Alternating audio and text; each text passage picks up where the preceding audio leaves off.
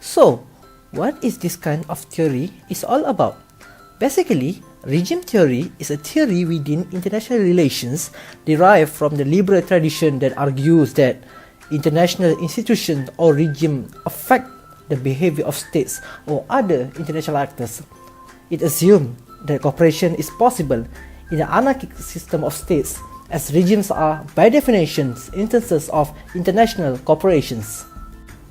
Actually, there are many definitions of a regime, but the one formulated in the early 1980s by Stephen Krasner remain the standard formulations, and it effectively encapsulates the complexity of the phenomenon. Krasner's definition reveals that a regime is more than a set of rules. It presupposes quite a high level of institutionalizations. This kind of theory has long since addressed the question of how cooperation can be achieved and sustained in a world divided into sovereign nation states. It has done so with respect to many issues, especially security, economics, and finance, not merely the environment. Okay guys, there are 4 defining elements of a regime. First of all is principles are represented by coherent bodies of a theoretical statement about how the world works. The GATT operated on the basis of liberal principles which assert that global welfare will be maximized by free trades. The second one is norms specify general standards of behavior and identify the rights and obligations of states.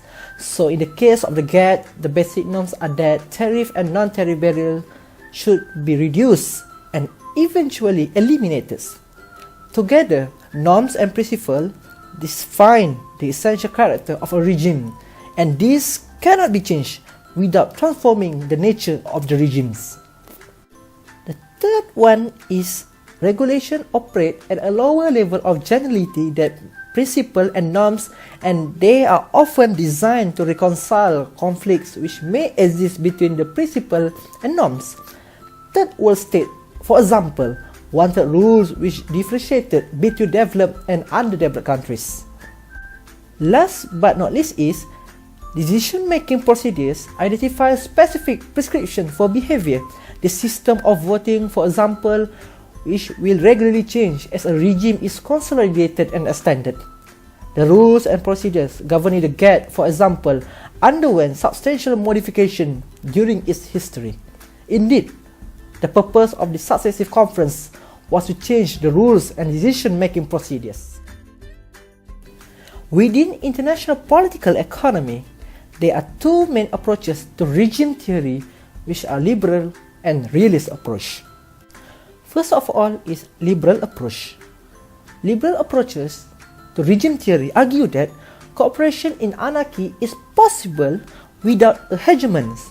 The regimes enable cooperation by establishing standards of behavior that signal to other members that they are in fact cooperating.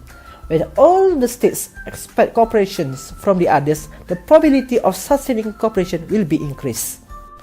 From the perspective of neoliberals, they believe that realists neglected the fact which countries share interests and relations. Realist is simply modeling the world using the classic single play prisoner's dilemma. The difference between this model and reality is that states are not like prisoners. States must continually cooperate, whereas prisoners will never see one another again. According to Robert Cohen, international regimes can increase the likelihood of cooperation by providing information about the behavior of others by monitoring the behavior of members and reporting on compliance. The second one is by reducing the transaction costs. And last but not least is generating the expectation of cooperations among the members. From the perspective of Joseph Greco, realists believe that regime merely reflect the distributions of power in the international systems, and that any cooperation that occurs under a regime would have occurred anyway. Powerful states create regimes to serve their security and economic interests. Regimes have no independent power over states.